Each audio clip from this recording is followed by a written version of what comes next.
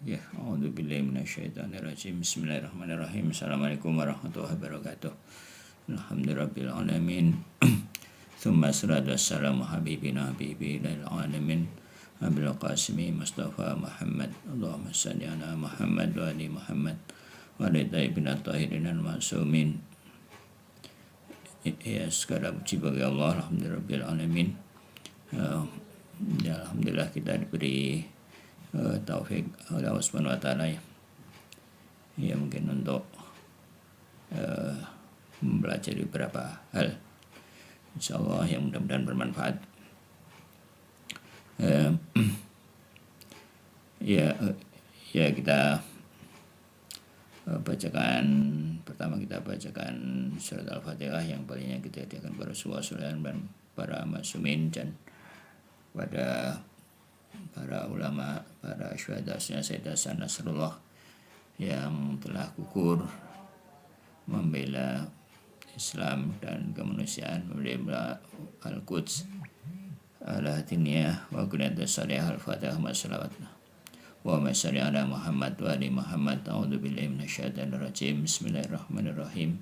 Alhamdulillahirabbil alamin arrahmanir rahim maliki yaumiddin iyyaka na'budu wa iyyaka nasta'in ihdinas siratal mustaqim siratal ladzina an'amta 'alaihim ghairil maghdubi 'alaihim waladdallin. Ya, kita teruskan ya. Bismillahirrahmanirrahim. Allahumma shalli ala Muhammad wa ali Muhammad. Allahumma akhrijni min dhulumatil wahmi wa akribni binuril fahmi. Allahumma aftah alaina abwaaba rahmatik wa anshur alaina khaza'ina ulumik birahmatika ya arhamar rahimin. Ya, kita pembahasan mengenai masjid sampai pada al-maqam as-salis saya. As-salis. Maqam yang ketiga, yaitu maqam ketiga yaitu bukan ya, makamnya lebih tinggi, lebih dalam ya, lebih dalam dari yang pertama adalah maqam lahir masjid fikih, termasuk di dalamnya adalah bumi sebagai tempat sujud, bumi secara keseluruhan dan seterusnya. Terus kemudian yang kedua itu adalah barzahi dan barzahi topi ya. Jadi kira-kira level waham ya, di bagian dari kita yang jiwa kita yang wahmi ya, yang imajinasi ya, antara indera dengan roh ya, mungkin antara itu. Dan makam yang ketiga adalah an-nash'atil ghaibiyati lisalik ya, makam yang ghaib lisalik ya. Level yang ketiga adalah yang ghaib lisalik, yaitu mahalluha al-badan barzahi. Badan di sini maksudnya bukan badan bukan badan tubuh, tapi maksudnya yang barzahnya ya. Barzahnya yang antara ya, jadi makom ketiga. Jadi ya, dalam penjelasan Ustaz Abbasi itu antara bumi dan langit. Ada langit itu artinya sisi level di atasnya ya. Jadi di sini fisik dengan badan barzahi, badan basi sebagai bumi, terus level di atasnya ada roh ya. Al-ghaibi nafsi allati yakunu bina'an lin nafsi wal khalaqiyatiha ya. Yaitu antara badan dan jiwa, antara nafs yang antara nafs dan ya, sekitar nafsi. Wal adabu li saliki fi hadzal maqam ay yudawu yaqun nafsahu an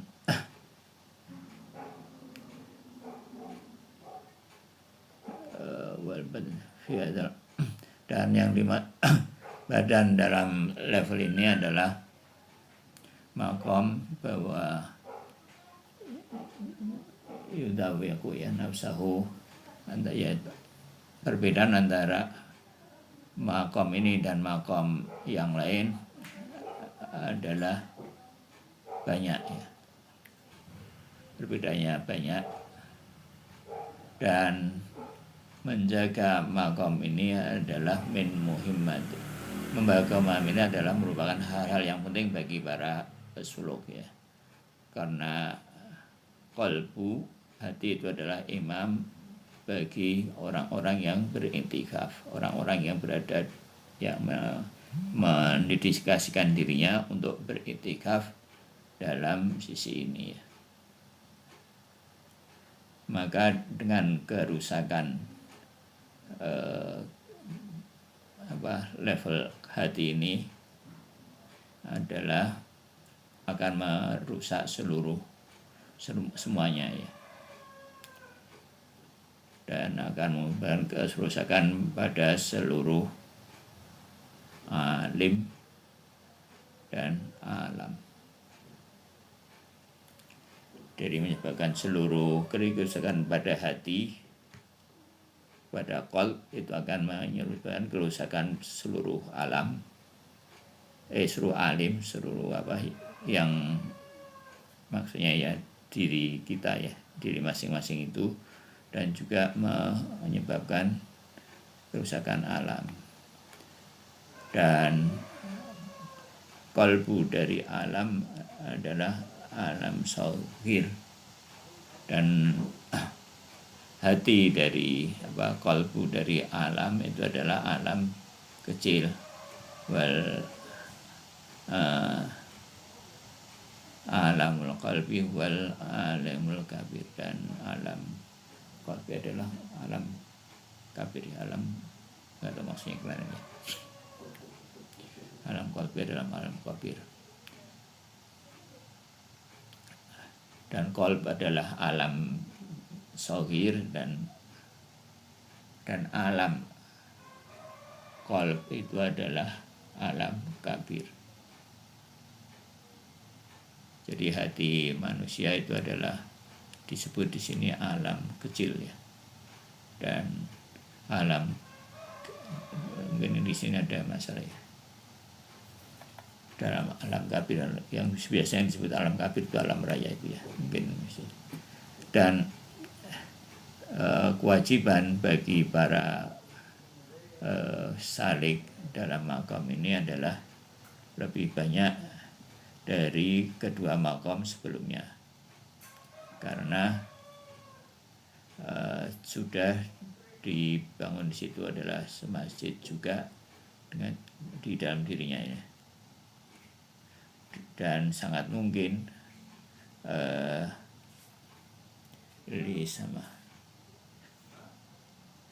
dan sangat mungkin masjid yang dibangun dalam itu adalah di level hati itu adalah masjid diror ya.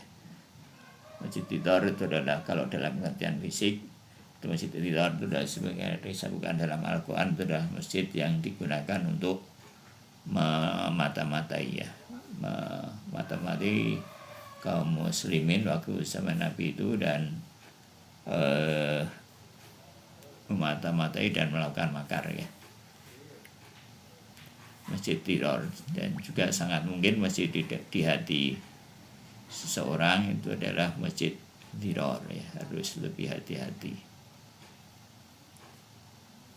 Wal kufuru wa tafriq, yang masjid teror dan masjid yang menyebarkan kekufuran dan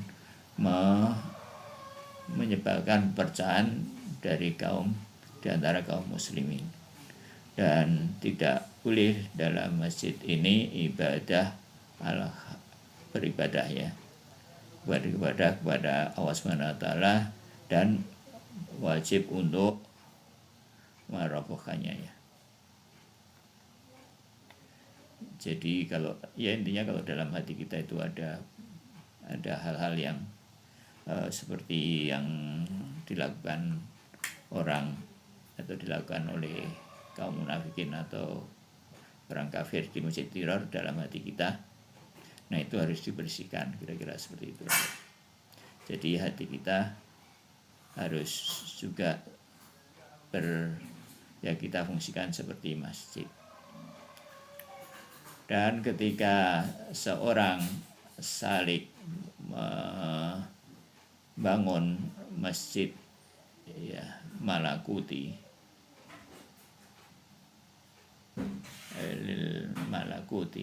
masjid malakut itu masjid masjid lahir ya, masjid yang biasa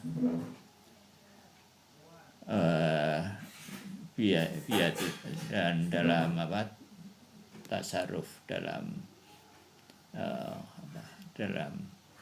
kekuasaan Allah Subhanahu wa taala, artinya masjidnya itu memang masjid Allah Subhanahu wa taala, dan tangan wilayah, dan membersihkan dirinya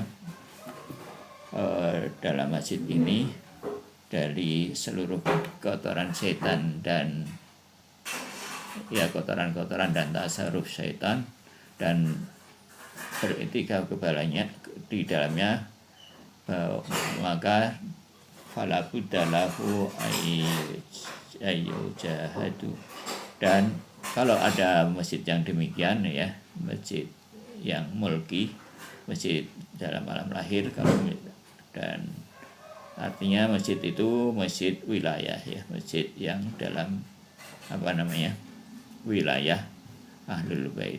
Jadi mungkin ya katakanlah masjid Syiah ya, masjid lahir. Maka jadi berbeda bagaimanapun ya masjid ya, ini masjid wilayah dan masjid bukan wilayah. Ya bagaimanapun ya orang seorang ya kita mungkin pengikut mazhab Ahlul Bait mungkin punya keterbatasan kalau beribadah di masjid umum, saya kira mungkin gitu ya. Dan kalau ada masjid yang seperti ini ya, masjid katakanlah masjid yang dalam masjid fisik yang dalam pengelolaan mazhab Ahlul Bait, maka adalah dia berjihad ya, bersungguh-sungguh sehingga mengeluarkan dirinya untuk ya bersungguh-sungguh untuk tidak mengeluarkan dirinya mungkin ya dari iktikaf dalam masjid, dan beriktikaf sampai dalam kondisi fana bifinail sahibil masjid, sampai fana dalam pemilik masjid yaitu Allah Subhanahu wa taala dan Al-Bait ya. Dan jika dirinya bersih ya dari tamaluk ya, dirinya bisa bersih, membersihkan dirinya, jiwanya, dan keluar dari hawa nafsunya ya, maka dia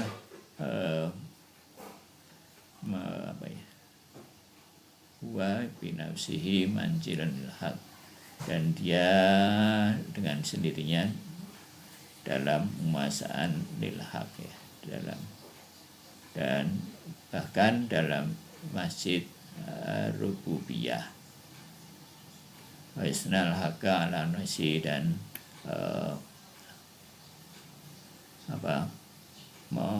menghadirkan al-haq dalam dirinya dalam masjid ini, bitajalliyatil fa'iliyah, dengan tajaliyat dengan manifestasi dalam bentuk perbuatan. Jadi kalau orang beriktikaf dan jadi dari dari masjid yang fisik bisa keluar filiyah ya, dalam amal-amal yang bersifat fisik. Kemudian setelah itu masuk ke asma'iyah. Jadi dari amal masuk ke asma,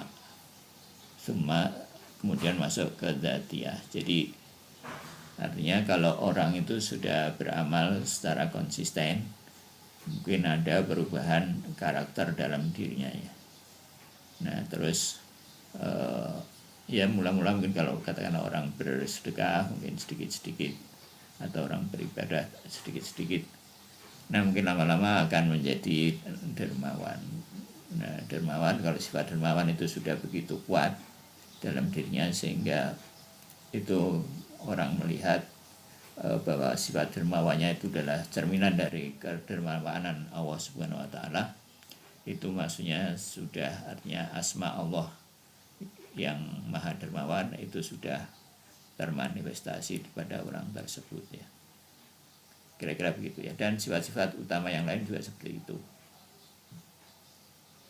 Dan sumadat ya, kalau sudah banyak asma tadi mengumpul terus kemudian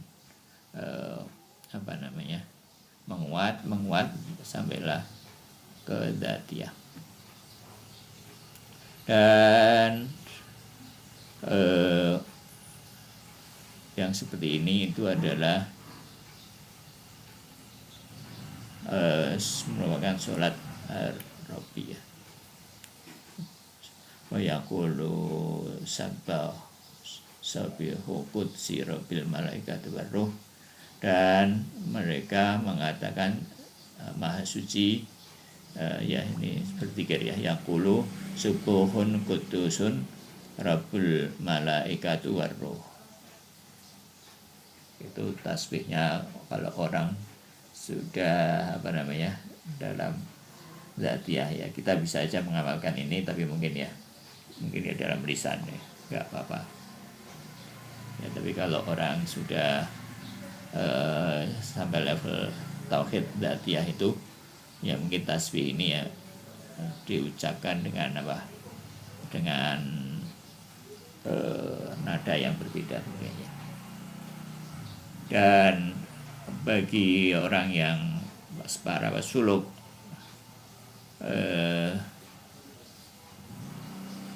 kepada Allah Subhanahu wa taala, pada makam-makam suluk tadi ada hal-hal yang penting lainnya ya. Dan tidak boleh dia lalai dari Allah Subhanahu wa taala secara mutlak ya. Dan bahkan hal ini adalah jadi merupakan hal yang penting yang merupakan tujuan dari para pesuluk walubul lubabi, dan merupakan inti dari intinya ya. Lub itu inti, lubab itu inti-inti dari, merupakan inti dari inti-intinya ya. Ya jadi intinya di sini intinya adalah orang tidak boleh lupa dari Allah Subhanahu wa taala dalam semua level. Wahya, dan dia tidak lupa pada keseluruhan dalam seluruh halnya dan seluruh makom-makom tadi dari mengingat Allah Subhanahu wa taala ya. Wa yatlubu fi jami'il manasikil ibadati ma'rifatullah, dan tujuan dari seluruh manasik dan ibadahnya adalah mengenal Allah Subhanahu wa taala dan dan menuju Allah Subhanahu wa taala ya, dalam keseluruhan madhahir, dalam keseluruhan manifestasi. Dan hendaklah dia menahan diri ya dari karomah-karomah ya, dan dia tidak lalai dari, kalau misalkan ada karomah-karomah dia tidak lalai ya, tidak menjadikan dia tidak menikmatinya ya. Ansagahmi fa'innahu. Nah kalau orang sudah menikmati karomah-karomah itu, maka dia ini adalah semacam istidraj ya. Istidraj itu merasa baik padahal tidak, padahal buruk, padahal sebaliknya itu istidraj. Jadi kalau orang terlena dengan karomah-karomah ini, merasa mulia dengan karomah-karomah itu adalah jenis istidraj. Dan wabil jumlah dan secara dan kesimpulannya ya, bahwa roh ibadah dan manasik itu adalah batinnya, itu batin dari ibadah dan makhluk itu adalah ma'rifat Allah Subhanahu wa taala dan ya menuju Allah Subhanahu wa taala ya, yang mahbub, Allah yang mahbub. Wala'allahu tastaqimu fi qalbihi lafatil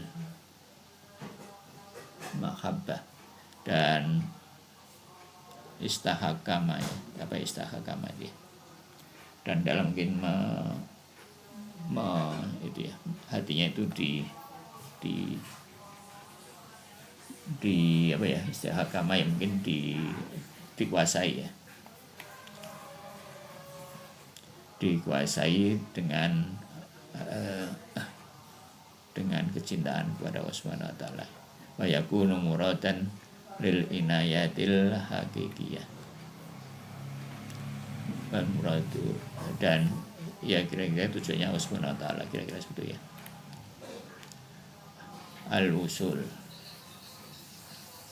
dalam kitab Al-Misbahus Syariah ya, Syariah ini kita hadis dari Imam Ja'far As-Shadiq ya, hadis-hadis rohaniyah.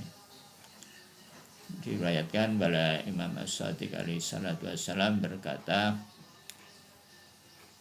idza balagat atau idza balagta ya babal masjidah fa'lam, babal masjidi ya fa'lam annaka qad qasadta babah mulki azim ya, la yata'u basatuhu illal mutahharun wala yu'zanu limajalisatihi illal lasadiqun ya.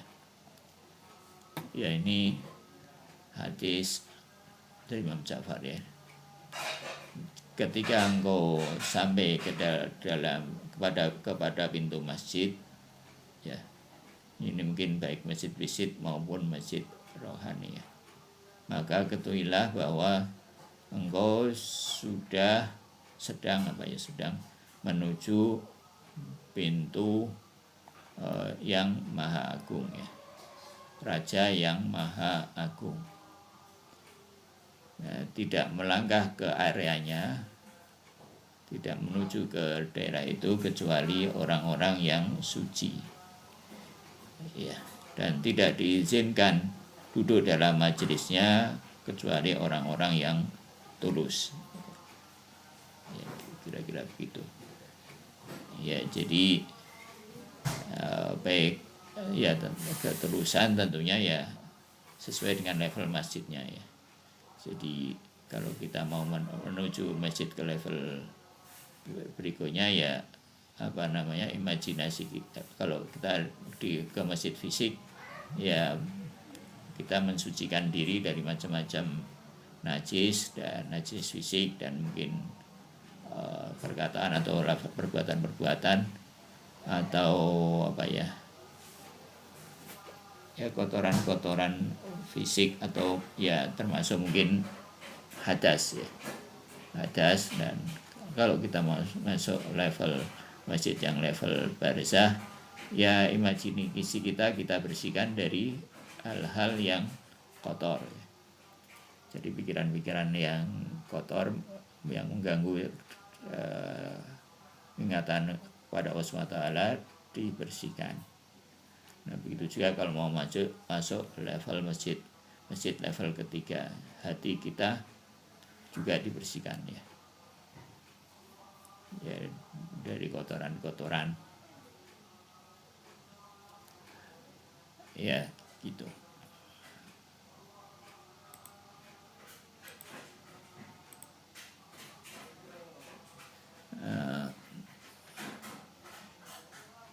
Ya kira-kira begitu mungkin ya. Ya kewajiban tentunya ya mungkin kita ya di level inilah level pertama itu kan level pertama itu kan masjid biasa Mas. Level ya kedua itu masjid apa Mas? masjid barisah imajinasi. Jadi masjid apa imajinasi itu apa ya pikiran-pikiran lah, pikiran hal-hal yang terlintas di pikiran itu loh, masjid imajinasi. Jadi yang bentuk imajinasi kita itu kan yang dilihat, yang ditonton, yang didengar. Nah itu kita bersihkan niat-niat apa ide-ide yang kadang-kadang timbul niat-niat buruk dalam apa itu dibersihkan yang begitu-begitu. Caranya ya gitu, menghindari dari apa ya berhubungan dengan hal yang tidak baik atau apalah ghibah. Kalau ghibah itu jelas-jelas enggak ya katakanlah kayak musik atau bacaan yang apa yang gitu atau tontonan yang apa itu kan nanti mengotori imajinasi kan, timbulnya pikiran-pikiran itu kan, pikiran niat-niat buruk itu kan karena melihat, mendengar atau apa. Nah itu dibersihkan. Atau apalah misalkan ya apa yang kira-kira melalaikan dari ingat Allah Subhanahu wa taala di level apa? Level barzah ya, level imajinasi. Nah, imajinasi itu kan yang apa kan? Ya kira-kira yang membuat batin itu jiwa apa? Rasa sumpah itu kan di level imajinasi, di level waham. Nah, kalau itu nggak bersih, hati itu nggak bersih ya, nggak bisa bersih.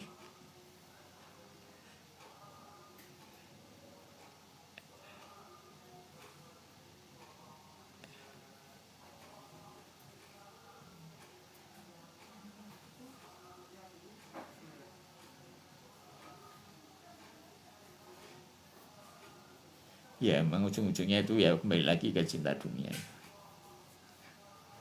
Jadi memang kuncinya itu lagi-lagi ya apa tuh apa di pertama itu tawajuh iziz rububiyah dilil ubudiyah, yang bisa membersihkan itu dikuatkan tawajuhnya kepada Allah Taala. Ya mungkin kalau misalkan terbiasa apa jenis ya merupakan hal-hal yang sia-sia atau apa ya dikurangi sedikit-sedikit. Makanya hadir dalam peringatan-peringatan atau apa yang gitu-gitu itu, atau majelis ilmu atau apa atau hadir bersama ingat orang-orang soleh, apalagi ingat para imam, itu kan lebih mudah kan ketimbang apa namanya katakanlah baca Al-Quran. Kalau kan mungkin kalau nggak membayangkan atau nggak membayangkan aimah misalkan ya, kayaknya kan membosankan juga kali ya. Kalau kita misal ngaji terus gitu kan, mungkin maksudnya mau baca Quran terus itu kan mungkin lama-lama jenuh juga. Nah, tapi kalau misalkan ada kita ingat misalkan katakanlah kayak peristiwa sekarang syahidnya Sayyid Hasan Nasrullah, itu kan jadi beda, jadi emosi kita lebih terlibat. Jadi ngaji dalam suasana misalkan katakanlah peringatan syahidnya Sayyid Hasan Nasrullah, kan nuansanya beda dengan katakanlah orang yang tidak mengenal Sayyid Hasan Nasrullah terus baca Al-Quran, kan beda. Nah maka wilayah itu penting, keterikatan kita dengan orang-orang suci, orang-orang yang soleh, para imam itu sangat penting. Bahkan hadis-hadis itu kalau Ustadz Basi bilang setiap hurufnya itu adalah cahaya. Jadi membaca hadis, membaca itu itu cahaya. Jadi Al-Quran itu harus dibaca dalam konteks itu ya, dalam konteks wilayah. Kalau enggak ya kayaknya mungkin ya bisa itu udah bisa ya mungkin bacaan yang mungkin bagi dianya maupun bagi yang mendengar itu mungkin tidak membantu sesuatu ya, tidak menambahkan sesuatu dalam batin, mungkin malah gimana kan bisa.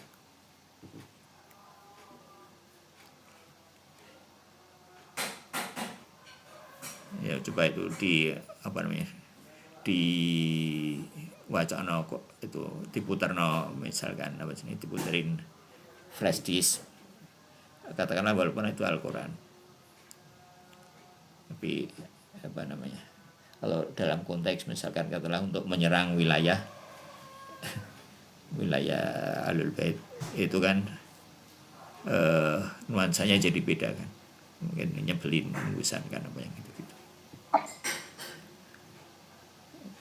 Jadi memang harus wilayah itu pentingnya, nggak bisa ya seperti sebagaimana sudah dikatakan berkali-kali atau di beberapa kesempatan bahwa memang Ahlul Bait itu adalah kembaran Al-Quran, ngiring Al-Quran. Jadi nggak bisa dipisahkan satu sama lain.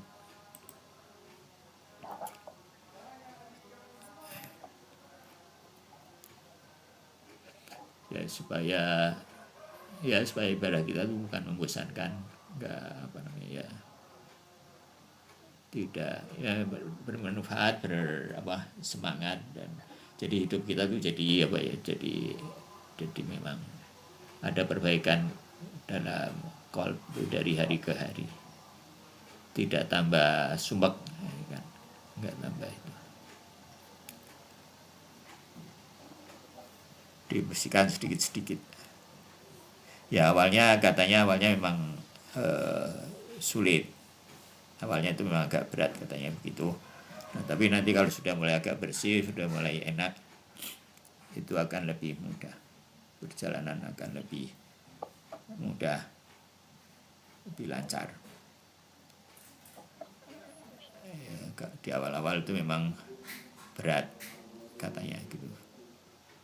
Ya kayak sepertinya memang begitu ya, di awal-awal itu mendisiplinkan diri agak berat ya, di dalam hal apapun itu sebelumnya begitu ya, di awal-awal itu ya berat, tapi kalau sudah mulai sudah mulai nyaman ya, semua itu akan normal-normal aja. Yang paling diantara hal-hal yang yang kita sebut normal itu yang paling benar kan, normal di sisi nyaman di sisi Allah Subhanahu wa taala dan Ahlul Bait. Jadi mencintai Ahlul Bait, mencintai itu apa sih? Ada ma'rifat, ada kecenderungan dalam hati terhadap Ahlul Bait, itu kan suatu kesempurnaan, suatu kenikmatan, suatu keutamaan, suatu ya kira-kira begitu.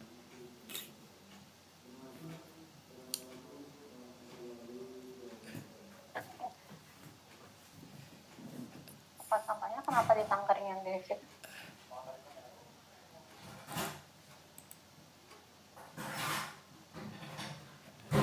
Ya, begitu itu pengertian masjid, mungkin secara garis besar itu ya, mudah-mudahan nanti dipelajari lagi.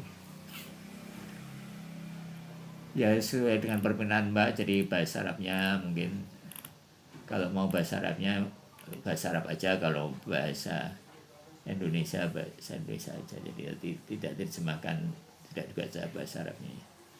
Karena membacanya juga ada agak susah.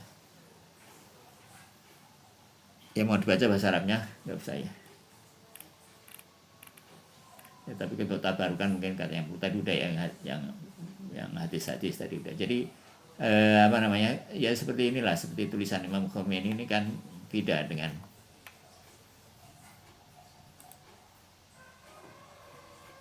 ya seperti katakanlah kayak kata-kata Imam Khomeini kan beda ya dengan kata-kata orang biasa.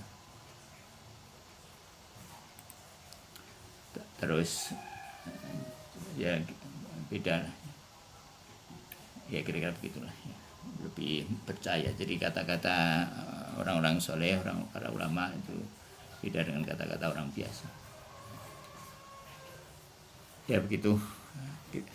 Ada komen lagi?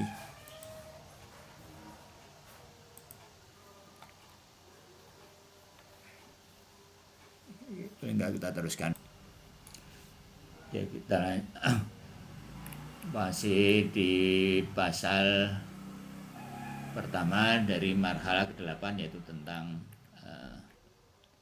yang makna satu ya. Kenapa satu ini dibahas? Karena satu ini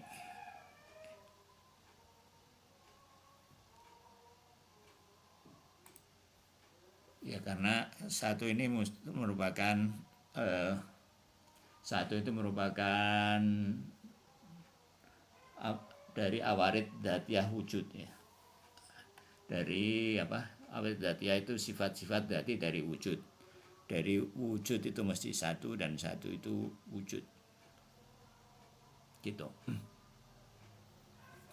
Nah, nanti bedanya apa satu dengan banyak? Jadi ada wujud satu, ada wujud banyak. Ya, apa bedanya satu dengan banyak? Jadi yang pertama ini ada ya, satu kemarin kita sudah bahas, tidak bisa didefinisikan ya, sebagaimana wujud juga tidak bisa didefinisikan ya. Jadi penjelasan mengenai satu itu adalah syarhul ismi ya, penjelasan kata-kata, bukan definisi secara teknis. Juga banyak, jadi satu bukan banyak, banyak bukan satu, itu bukan definisi yang teknis ya. Oke, nah terus selanjutnya, nah ini adalah tanbih ya, catatan. Al-wahdatu ya, tasawukul wujudi misdaqon kama annaha tubayinuhu mafhuman ya. Dari satu itu adalah tasawuf nanti dijelaskan ya. Tasawuf terhadap wujud ya, terhadap wujud secara misdaq, sebagaimana dia berbeda dalam mafhum ya. Ya, yang pertama kita ingin terangkan apa itu tasawuf ya. Jadi tasawuf itu gini, jadi relasi antara dua konsep umum itu ada 4 macam ya. Yang pertama umum khusus mutlak ya. Umum khusus mutlak itu maksudnya ya, kalau dalam matematika itu himpunan bagian lah ya. Jadi misalkan bilangan genap merupakan bilangan genap terhadap bilangan itu misalkan merupakan umum khusus mutlak ya. Artinya semua bilangan genap adalah masuk bilangan. Terus mutabayin ini sebagian ya, misalkan apa ya, ya orang Kristen atau Muslim dengan Jawa ya. Sebagian orang Jawa bukan orang Muslim, dan sebagian Muslim bukan orang Jawa. Mutajawid itu mutabayin. Terus umum khusus minwaj,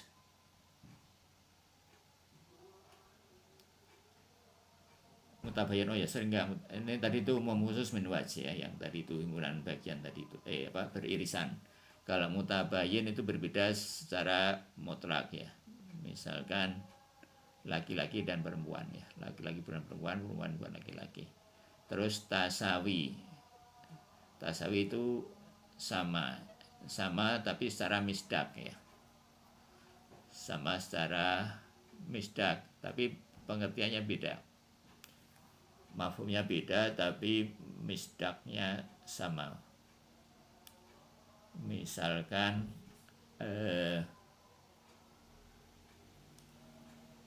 misalkan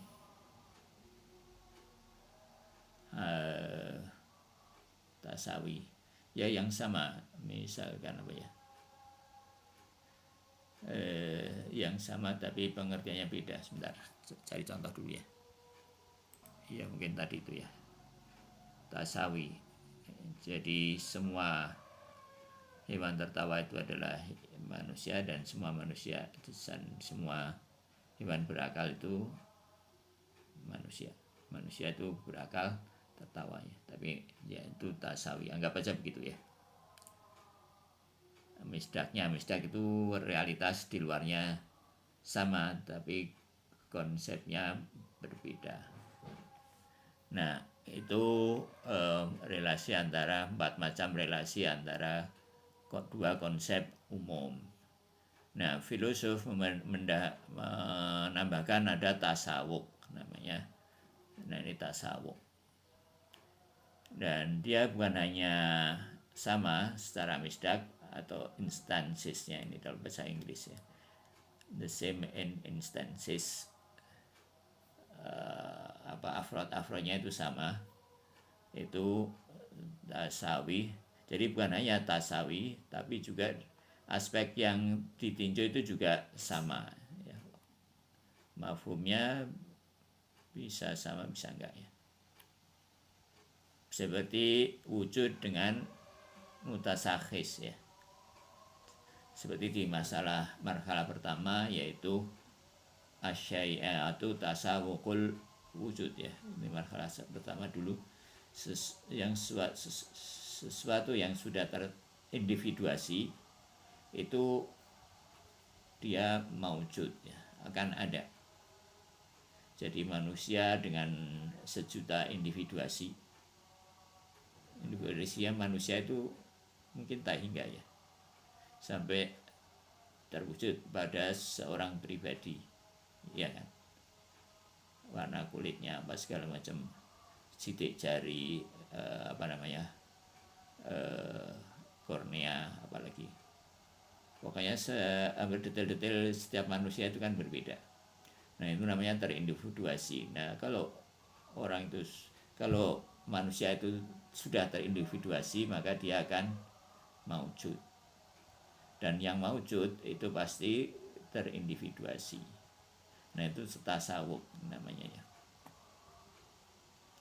Jadi wujudnya sama, bukan hanya sama, tapi juga ditinjau dari sama atau dari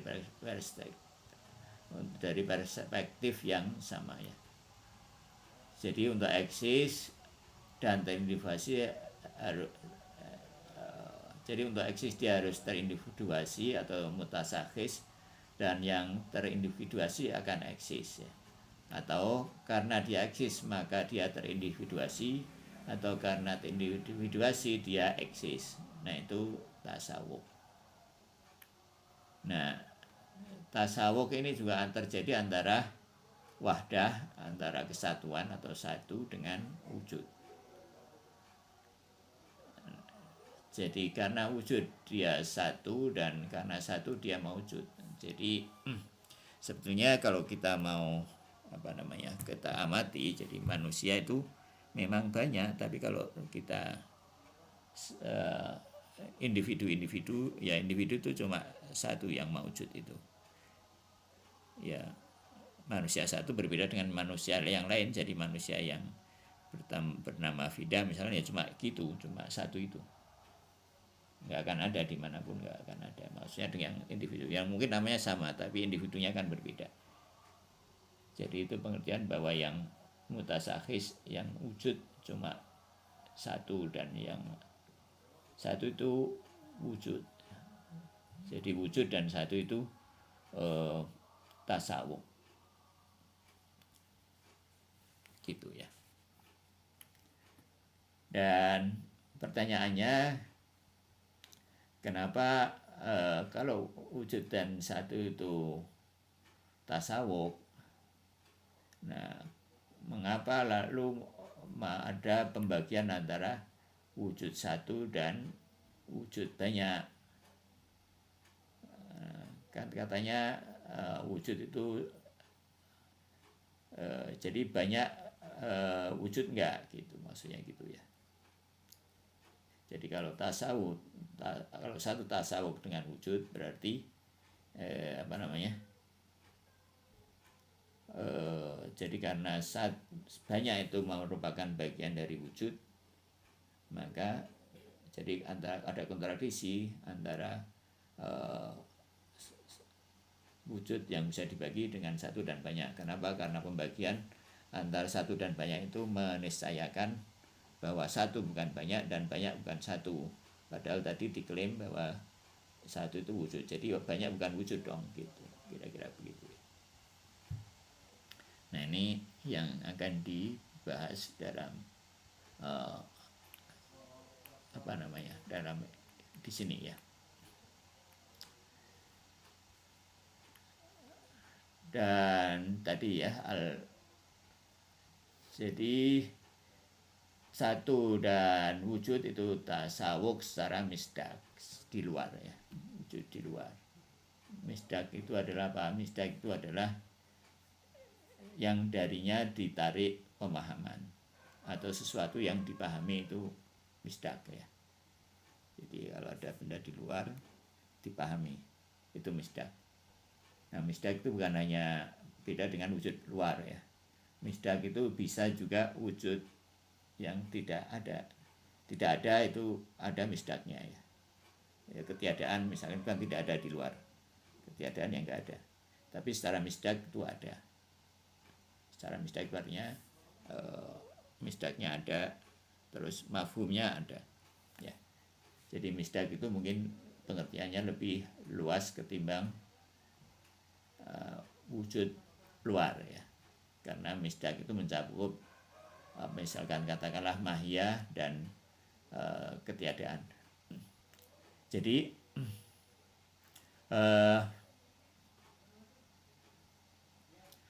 dia tasawuf ya, wahdah itu satu atau kesatuan, satu ya, unity sebetulnya. Kalau bahasa Indonesia kalau kesatuan itu agak susah ya, agak kurang gitu klop dengan wahdah atau mungkin keesaan. Satu itu tasawuf dengan wujud secara misdak, sebagaimana dia berbeda secara mafhum ya.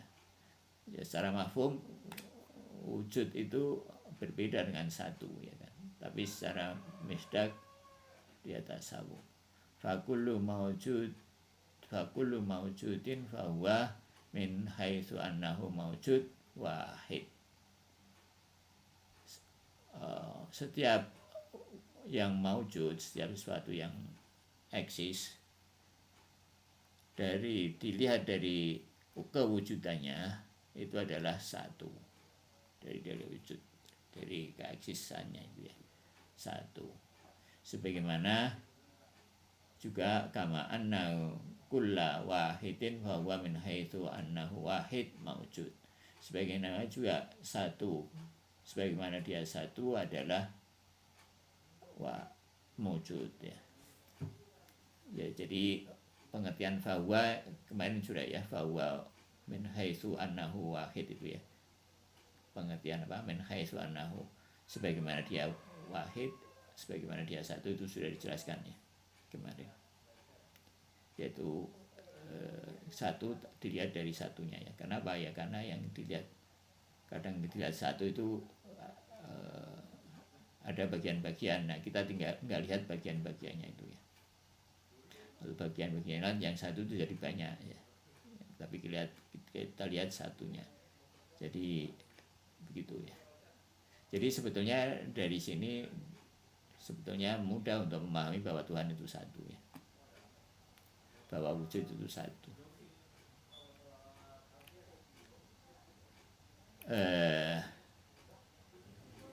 Oke, terus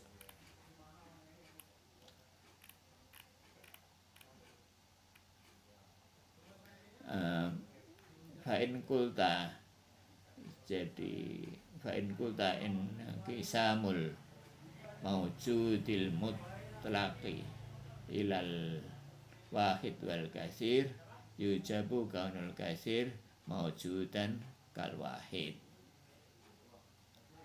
jika engkau mengatakan pembagian maujud mutlak menjadi satu dan banyak, meniscayakan, maka yang banyak itu juga maujud seperti juga wahid.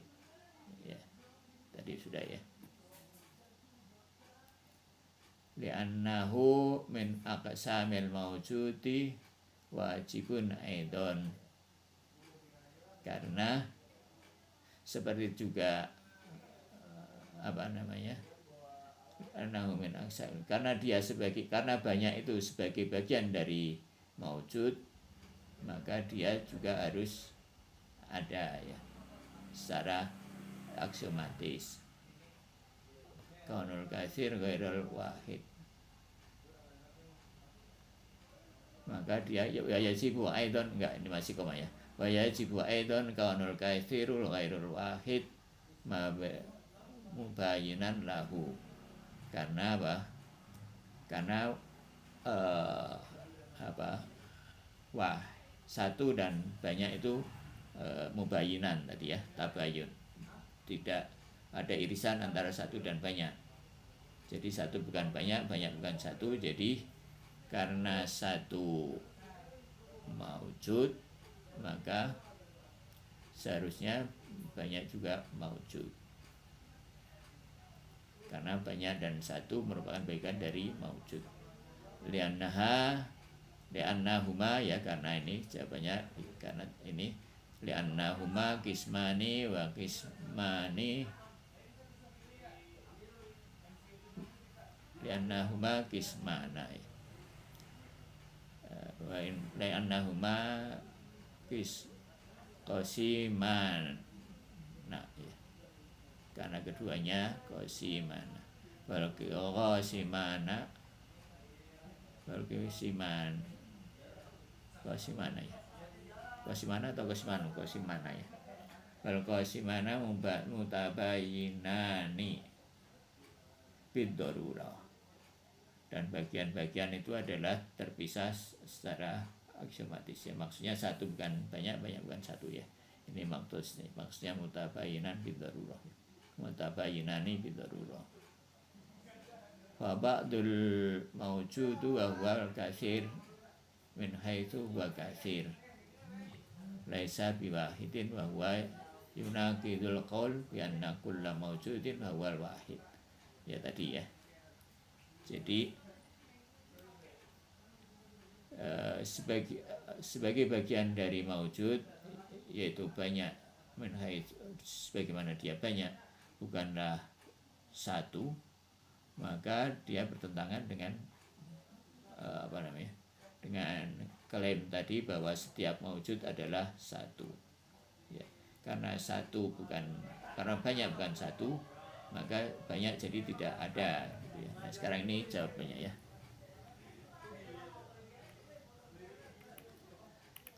Maka nah sekarang ini sama ya, ini kulta, ini tapi yang ini bacanya kultu ya. Nah kalau kultu itu artinya aku berkata, ini jawabannya. Jadi ini agak ya bahasa Arab memang begini ya. Atau kolat ya, kalau kolat itu enggak ada ya. Kolat, kalau kolat ada alifnya. Kalau kolat dia perempuan berkata.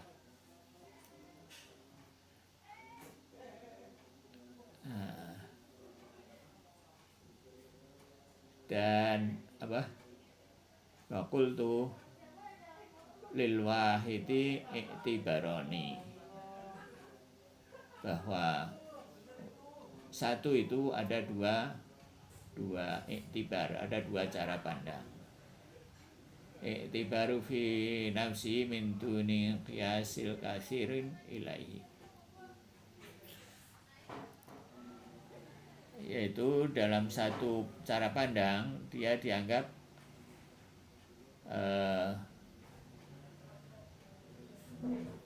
dia dianggap apa ya, satu min dunil qiyasil kasir, satu dia tidak dipandang tanpa banyaknya,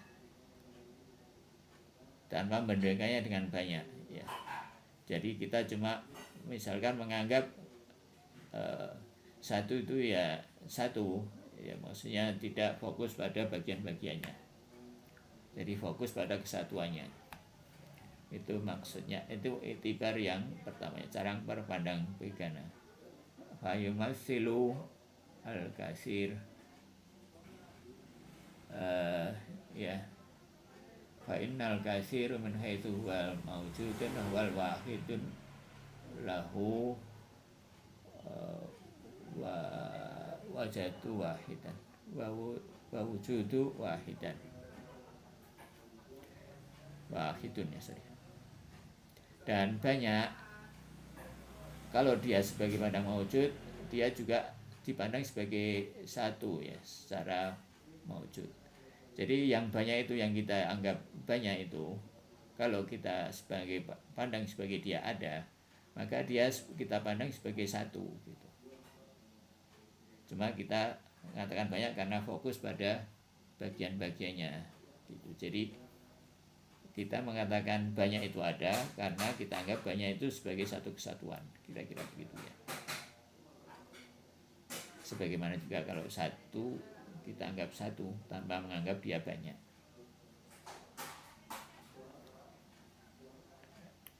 Ya.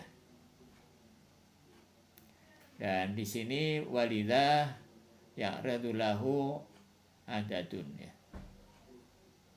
Dan di sini juga termasuk di sini adalah bilangan-bilangan, ya, pembilangan, idadun, ya, idadun bukan adadun, ya. Dan masuk di sini adalah walidha ya'ridu lahu idadun fayuqalu masalan asyaratan wahidatan,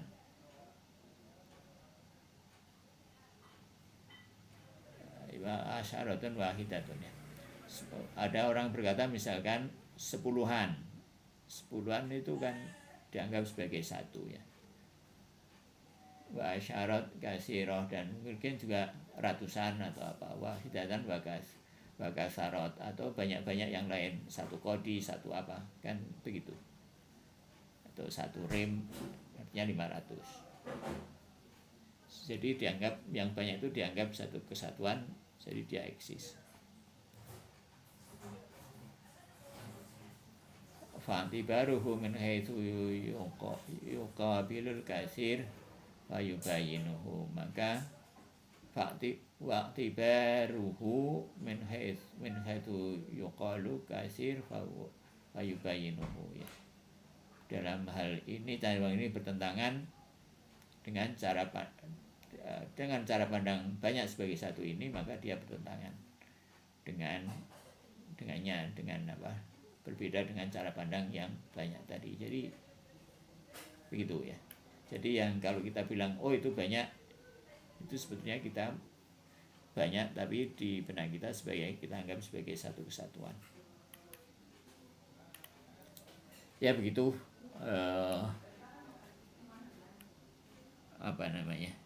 sampai di sini dulu yang sudah kita pelajari. Ada komen?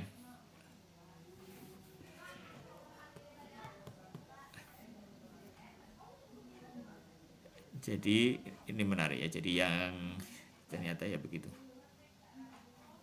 Jadi wujud itu bisa kita, kalau kita pandang wujud keseluruhan ini, segala maujudat ini, baik Allah dan makhluk sebagai kesatuan wujud, lawan dari ketiadaan, kan dulu begitu, ya. Nah terus wujud itu juga banyak dulu di pasal pertama itu, ya.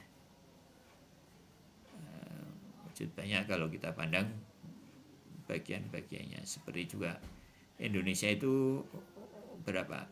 Ya satu, ya, tapi kan provinsinya banyak.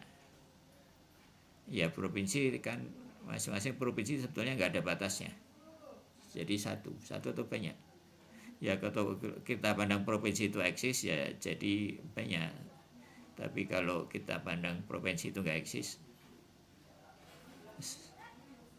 kan batasnya juga nggak ada. Jadi ya Indonesia itu satu, kira-kira begitu. Jadi yang apa? Satu tusawik lil wujud. Jadi kalau kita pandang dia ada, itu dia satu sebetulnya. Dan kalau satu itu berarti wujud. Satu itu ya kira-kira begitu ya. Enggak ada.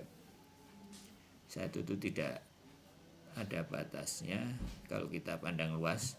Tapi kalau jadi wujud mutlak itu ya satu. Artinya wujud yang meliputi seluruh wujud.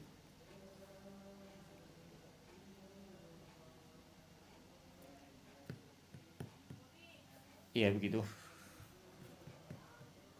Ini agak sulit yang bagian ini. Nanti perlu waktu lagi untuk belajar.